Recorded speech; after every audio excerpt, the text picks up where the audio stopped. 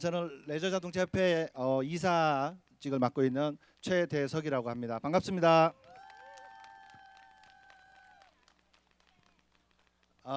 저는 참고로 지금 교육 내용이 그 트레일러 카라반 안전운전 그리고 관리 가이드라고 되어 있는데 저는 카라반 트레일러를 직접 설계 제작까지 하고 판매까지 했던 그런 경험으로 인해 가지고 고객분들이 사용을 하면서 많이 실수를 하는 부분이라든지 이런 부분에 대해서 조금 중점적으로 말씀을 드리려고 합니다.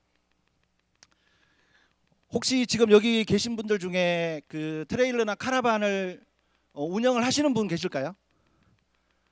아, 그래요? 생각보다 애기들이 많이 와가지고 트레일러나 카라반 그리고 캠핑카도 마찬가지고 이쪽은 사실은 어른들도 그렇고 애들도 그렇고 로망이 있어야 됩니다. 꿈이 있어야 돼요. 꿈을 꾸지 않으면 아무 일도 일어나지 않습니다. 자, 그래서 제가 오늘 복잡하지 않고 간단하게 트레일러, 카라반 통상적으로 차량의 후미에다가 견인을 해서 끌고 다니는 걸 갖다가 통상적으로 전체 장르에서는 트레일러라고 하고 그 중에 그 장르 중에 뭐 캠핑 트레일러가 있고 뭐 폴딩 트레일러가 있고 또 카라반도 있고 이렇게 들어가거든요. 그래서 지금 오늘 저희가 교육하는 그런 부분은 트레일러 차 후미에다가 끌고 다니는 트레일러에 대한 전체적인 거를 제가 설명을 드릴 거예요.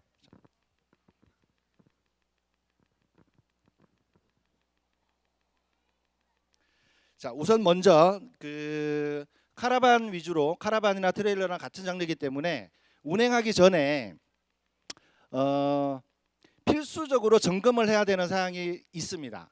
그 점검해야 되는 사항이 여기 보시면 하중 분산 및 적재 그리고 타이어 및 공기압이라고 되어 있는데 실제로 카라반을 많이 운영을 해보면서 가장 중요한 부분이 사실은 좀 타이어 공기압이라든지 타이어 쪽 힐하우스 바퀴 쪽 관련이 굉장히 좀 큰 부분으로 저희는 비중을 차지하고 있어가지고 이렇게 했는데 일단은 하중 분산은 카라반 같은 경우에는 뭐 축이 하나 그러니까 뒷 바퀴가 하나 있는 모델 원축이라고 하죠. 하나 있는 모델도 있고 바퀴가 두 개 있는 모델도 있어요. 근데 기본적으로 우리나라에서 많이 사용하는 거는 축이 하나, 축이 두 개 있는 거는 아주 고하중이라든지 아니면 사이즈가 큰 경우에는 투축을 많이 사용을 하는데 일반적으로 관리하는 방법은 비슷하기 때문에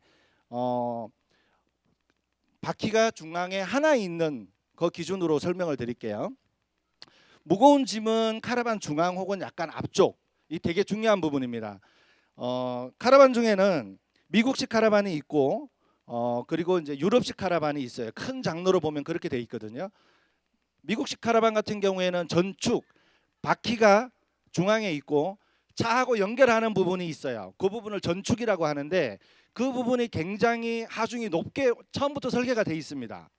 그런데 일반적으로 보면 그 여기 지금 많이 지금 보이는 게 미국식 카라반 말고 유럽식 카라반이 좀 많이 보이거든요. 좀 경량화한 모델들이 대부분 유럽식 카라반인데 그 카라반은 짐을 아무것도 실지 않고 아무것도 실지 않은 상태에서 하단에 받치는 아우트리거도 다 올려진 상태에서 앞에 제키하고 바퀴하고 이렇게 연결돼 있을 때 탑승을 한 다음에 후방 쪽으로 일반 성인이 한 70km, 80km 되는 후방 성인이 들어가서 후방 쪽으로만 조금만 가도 앞에가 버쩍 이렇게 들리는 그런 현상이 생기거든요. 이런 부분이 있어요. 그래서 주행을 할 때 그 카라반에 짐을 실을 때 물론 짐을 안 실는 경우도 있는데 캠핑을 하시는 분들은 이런 여러 가지 짐들이 분명히 많이 생기기 때문에 짐을 분배를 할 때는 뒷바퀴가 있는데 뒷바퀴에서 약간 앞쪽 그러면 앞에 무게가 어느 정도 돼야 되는가 하면 일반적으로 제 경험상으로는 100kg 정도 돼야 됩니다. 견인 장치를 하는 업체에서 통상적으로 뭐 70kg, 80kg 이렇게 맞추라고 하는 경우도 많은데 가장 안전하게 타시려고 하면 전축 차하고 연결하는 그 부분이 손으로 들었을 때 무게 쉽게 손으로 잘 안 들리겠죠. 그래서 들리는 그 제킬 자체도 있는데 일반적으로 봤을 때 성인 같은 경우는 한 번씩 들어보실 수도 있거든요. 그 무게가 100kg 정도 나와야 돼요. 이 무게를 만약에 뭐 50kg 정도, 저희는 실제로 주행해 보면 50kg면 거의 무조건 스웨이 현상 생깁니다. 60kg, 70kg, 80kg, 90kg, 100kg 이렇게 넘어가면 좋은데 100kg 정도를 실제로 실으면 거의 스웨이 현상이 생기질 않아요. 특히나 미국식 카라반은 신경 안 쓰셔도 돼요. 한 2, 300kg 나갑니다. 그렇기 때문에 경량화되어 있는 카라반에서는 반드시 전축 하중을 한 100kg 정도는 맞춰야 된다. 무게를 캠핑짐을 실을 때 그렇게 맞추시는 게 좋다 이렇게 보시면 되고, 타이어 공기압은 뭐 장시간 이렇게 세워두게 되면 거의 사실은 뭐 변형은 많이 오진 않는데 카라반을 가지고 실제로 운영을 하실 때 몇만 킬로, 자동차 같은 경우에는 한 5만, 6만, 7만 정도 되면은 통상적으로 타이어 교체를 하는 경우가 있거든요. 근데 카라반을 5만, 6만 타기는 정말 쉽지 않은 부분이에요. 그래서 주기적으로 관리는 따로 하지 않으셔도 공기압이라든지 이런 부분은 반드시 맞춰주시고, 또 하나는 5년 6년 되면 타이어는 교체해 주시는 게 좋아요. 물론 카라반 같은 경우에는 트레드 패턴이 타이어가 많이 마모가 안 되죠. 많이 사용을 안 하기 때문에. 그래도 5년 6년 이렇게 지나면 타이어 외부에 고무 재질이기 때문에 갈라짐 현상이라든지 이런 부분이 분명히 생기거든요. 그래서 안전을 위해서 5, 6년 정도 되면 그냥 신차 타이어로 교체를 한다 이렇게 생각하시는 게 좋습니다.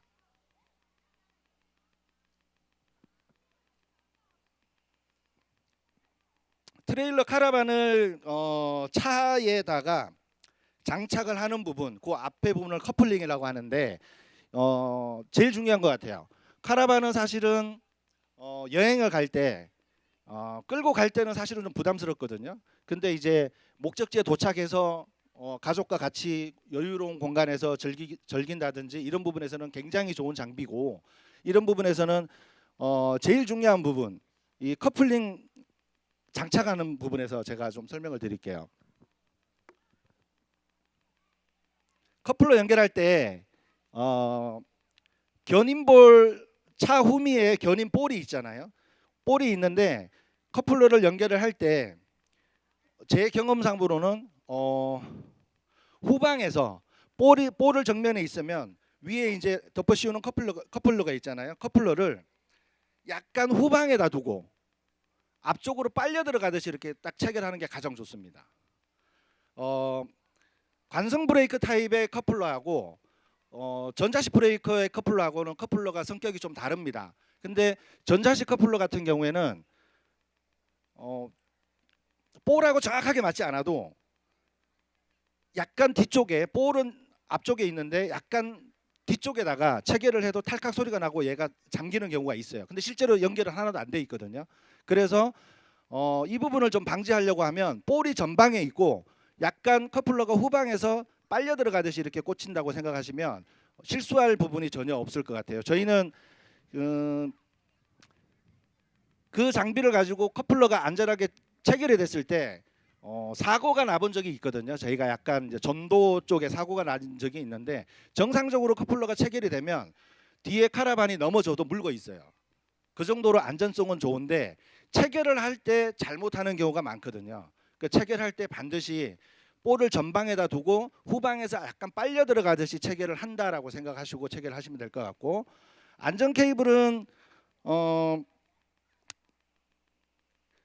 혹시라도 트레일러가 앞차에서 분리가 됐을 때 사고가 나는 경우가 있는데, 분리가 났을 때는 관성식 브레이크는 케이블 자체가 와이어로 굉장히 가늘게 돼 있어요. 근데 걔가 하는 역할은 차에서 분리가 됐을 때 뒤에 있는, 후방에 있는 카라반을 갖다가 브레이크를 잡아주는 역할을 하거든요. 차에서는 이탈이 됐으나 그 장비도 저절로 브레이크가 잡히게끔 하는 그런 형태가 되기 때문에 그 안전 케이블을 반드시 걸어 주셔야 되고, 일반적으로 오프로드 쪽의 카라반이라든지 뭐 트레일러 같은 경우에는 그 역할보다는 이탈이 돼도 체인이라든지 와이어가 차에 잡아주는 역할을 한다 이렇게 보시면 돼요. 그래서 커플러 연결하고 안전 케이블 연결하고, 그리고 전기, 당연히 전기 커넥터는 앞차 뒤차 맞춰서 꽂아 주셔야 되고, 꽂아 준 다음에 한 번씩은 혼자는 확인하기가 좀 어렵잖아요. 후방에 누가 있으면, 가족이라도 있으면 내가 브레이크를 밟았어 혹은 깜빡이를 넣었어 이런 부분을 갖다가 서로 소통을 하면서 전체적으로 등화 장치가 다 들어오는지 한 번씩 확인을 해주시는 게 좋고요. 그리고 많이 실수하시는 부분, 전축 앞에 보면 조그마한 보조 바퀴가 하나 있어요. 이 보조 바퀴를 반드시 올려야 되는데 이거 올리지 않고 주행하시는 분들 생각보다 굉장히 많거든요. 그래서 첫 번째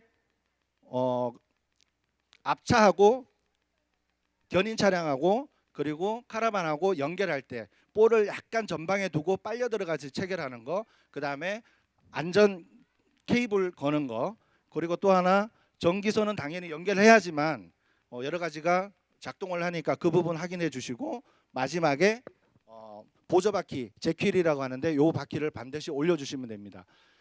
여기서 사고가 제일 많이 나요. 캠핑장에 갔다가 이탈도 하고 이런 부분이 있는데 이거를 다 제가 그래서 밑에 보면 5집 집중이라고 해놨잖아요. 이때는 급하다고 해서 통화하셔도 안 되고 잡생각하셔도 안 되고 여자친구 생각하셔도 안 되고 오직 요것만 집중하셔야 돼요. 여기가 제일 중요한 부분입니다.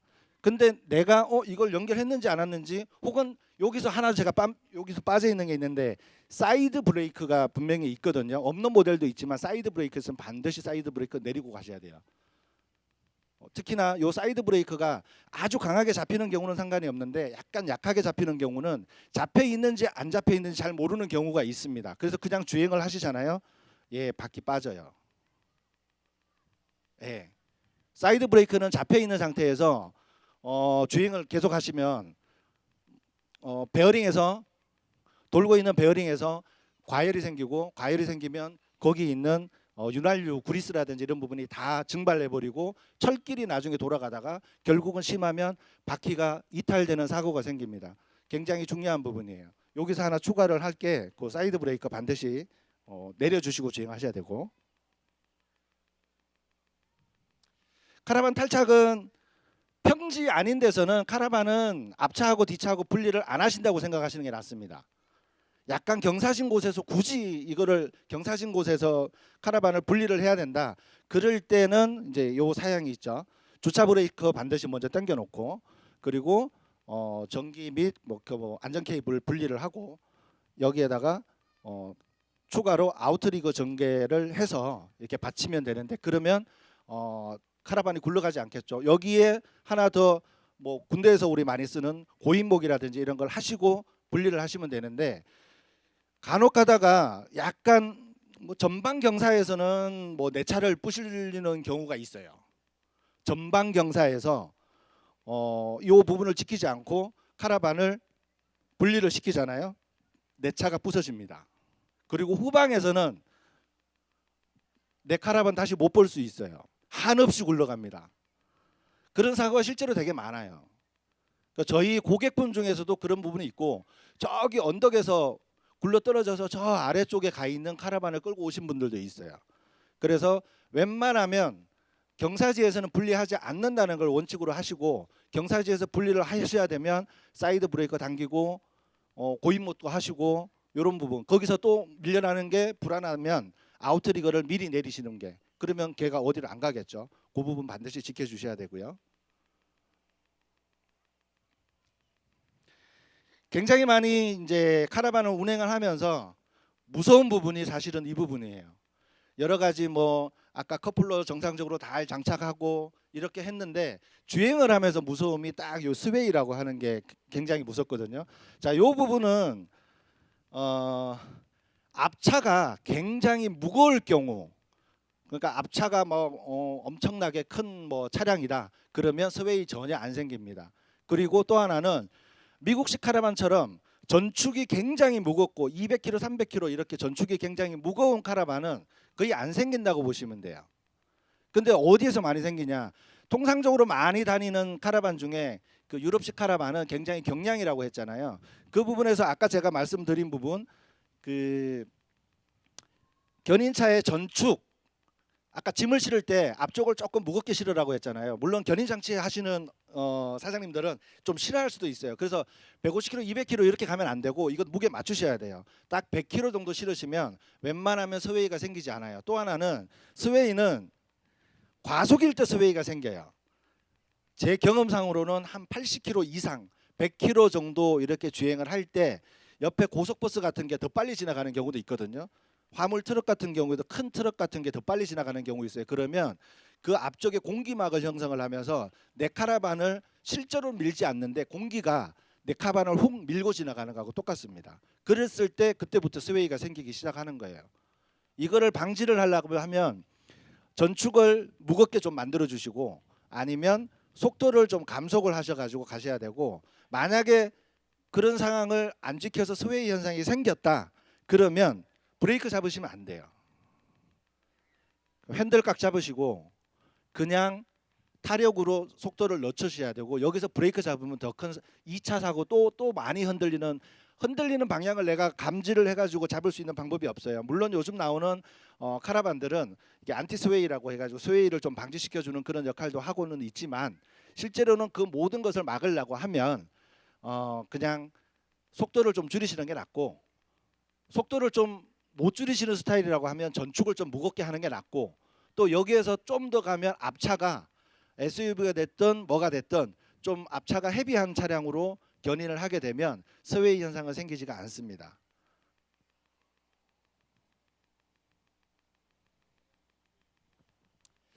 회전 반경하고 사각지대 관리는 이게 요 장르는 제가 지금 전방 위주로 가는 거거든요. 전방인데 통상적으로 카라반 운전하는 게 큰 화물차, 카라반은 중간에가 그 볼이 연결돼 가지고 굴절이 되잖아요. 기차하고 똑같다고 보시면 돼요. 앞차가 지나간 반경에서 뒤차도 그대로 지나가는데 그 전축 거리라든지 이런 것 때문에 쉽게 말해서 카라반을 작은 카라반도 있죠. 트레일러도 작은 트레일러가 있고, 근데 좀 긴 것도 있어요. 거기에 따라서 꺾어지는 반경이 안쪽으로 더 많이 들어오는 경우도 있고 조금 덜 들어오는 경우도 있어요. 요거는 어떻게 확인하는가 하면 실제로 차에다 달아가지고 조금 반경을 크게 돈다고 생각하셔야 돼요. 그거는 뭐 상식적인 거니까 내 차 기존에 회전하는 반경보다는 조금 뭐 여기는 지금 1.5라고 제가 해놨는데 그 정도까지 아니어도 됩니다. 조금 크게 한번 돌아가지고 어떻게 꺾이는지를 보셔야 돼요. 이게 그 차종마다 좀 차는 똑같지만 뒤에 다는 장비에 따라서 좀 달라지는 경우가 있기 때문에 그거는 확인을 하시고, 그리고 여기에서는 이제 후방 사각지대가 있는데 전진하면서 사고 나는 경우는 저는 거의 없어요. 카라반은 전진을 하면서 사고 나는 경우는 거의 없는데, 사고 나는 경우가 있는 포인트가 어떤 경우인가 하면 담벼락 같은데 혹은 휴게소 같은데 옆차들이 있는데 그 사이에다가 내가 차를 딱 세웠잖아요. 근데 내 차만 운전을 할 때는 내 차 그냥 간격 보고 이렇게 쏙 빠져나가면 되잖아요.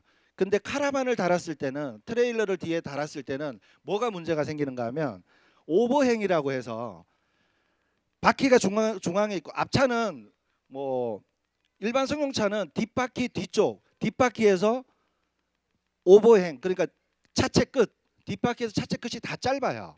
근데 카라반 같은 경우에는 중앙에 바퀴가 있는데 그 뒤쪽으로 2m, 3m 가는 경우가 있어요. 요때 이게 문제가 뭔가 하면 전진을 하면서 사고 나는 경우는 차량을 완만하게 뽑아야 되는데 핸들을 다 꺾고 차를 휙 돌리잖아요. 그러면 내 차는 사고가 안 나는데 내 차의 뒤에 달려 있는 카라반의 엉덩이가 상대방 차를 쳐요. 요게 이제 담벼락 같은 데 가까이 이렇게 세워놨잖아요. 근데 완만하게 차를 이렇게 빼야 되는데 핸들을 다 꺾고 차를 이렇게 휙 돌려버리면 이 카라반 뒤에, 바퀴 뒤에 있는 긴 부분이 벽 쪽을 쳐요. 그렇게 파손이 됩니다. 요게 수익 카라반 같은 경우는 삼박자 사고라고 하는 그런 경우가 많거든. 삼박자가 뭐냐, 옆 판넬, 뒷 판넬, 밑에까지 이렇게 사고 나는 경우 있어요. 심하면 폐차해야 되는 경우도 있어요. 수리비 겁나 많이 나옵니다.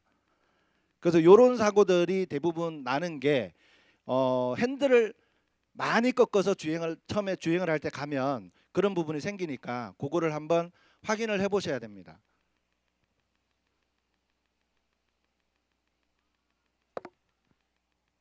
제일 어려운 게 카라반 달고 다니면 후진이 제일 어려워요. 일단은 내가 좀 버벅거린다고 하면 차선이 뭐 2차선인 경우는 상관없지만 1차선에 캠핑장 같은 데 가면 나도 이렇게 가고 있는데 상대방 차도 이렇게 오고 있잖아요. 좀 더 버벅거리시면 그냥 앞차가 그냥 빠져 주거든요.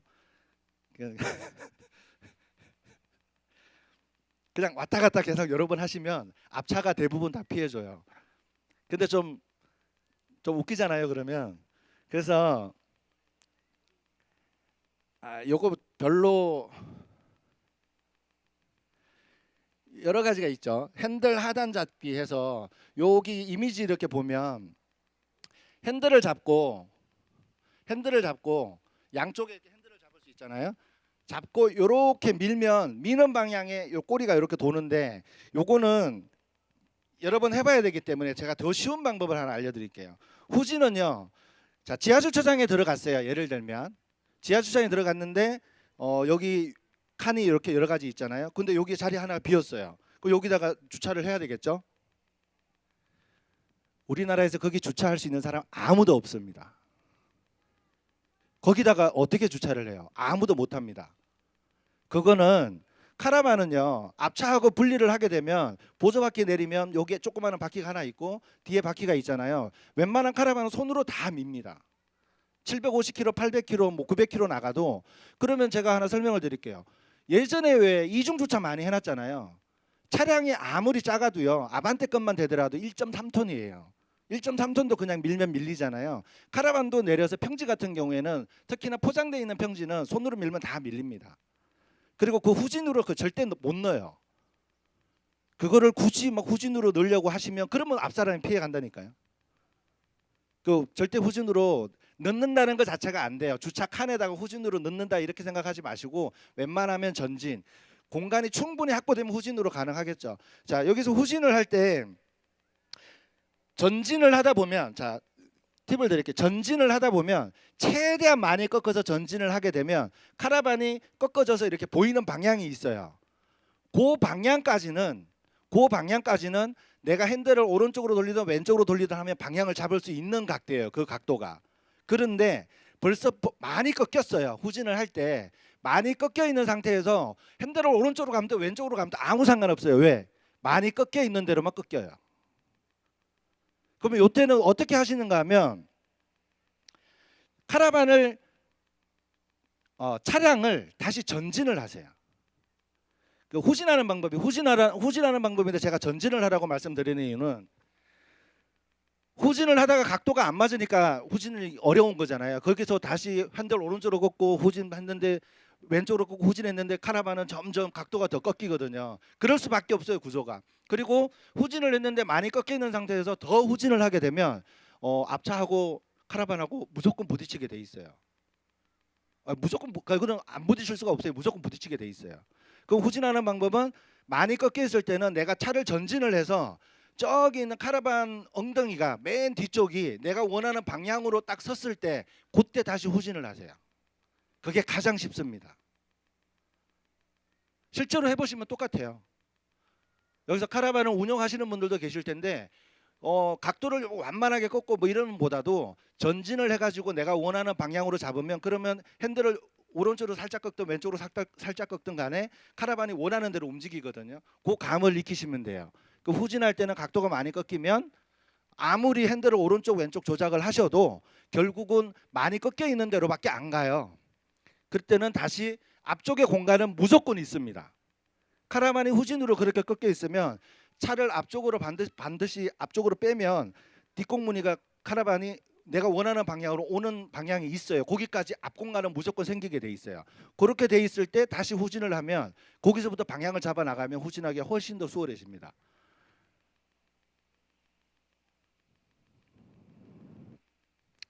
그리고 후방 카메라를 달면 훨씬 더 편하겠죠. 근데 일단은 차에서 내린다고 생각하시면 돼요. 내가 운전 초보일 때도 차를 이렇게 하다 보면 여기까지 어디 정도까지지 잘 모를 때는 그냥 내려서 본인이 직접 한번 확인을 하시는 습관을 들이면 굉장히 빨리 원하는 대로 될 것 같습니다.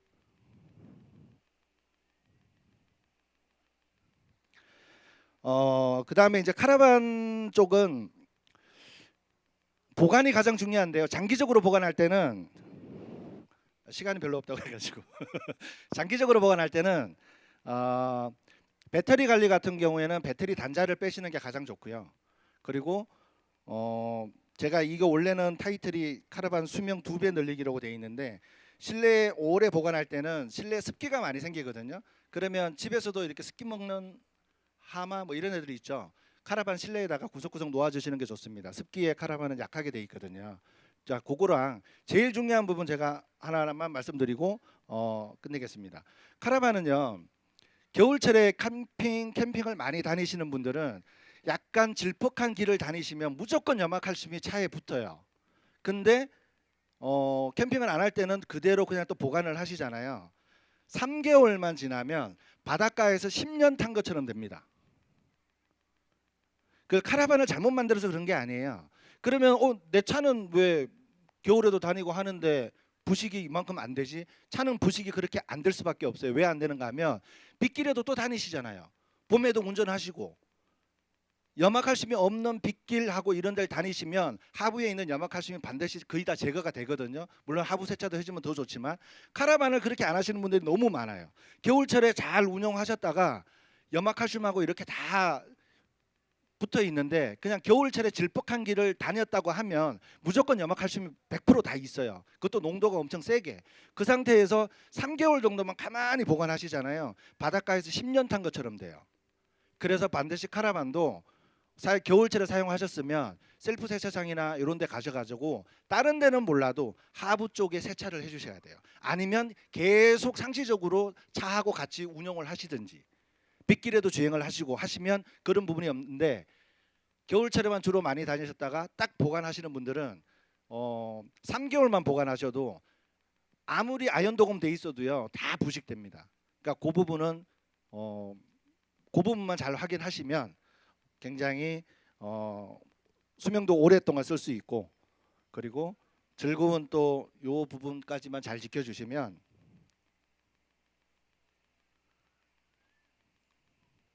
끝났나 보다.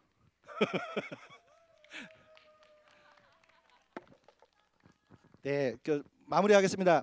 카라반 사용을 하실 때 항상 즐거운 여행 되시고 커플로 연결하는 거, 그다음에 전축 무게 확인하시는 거, 그리고 기본적으로 그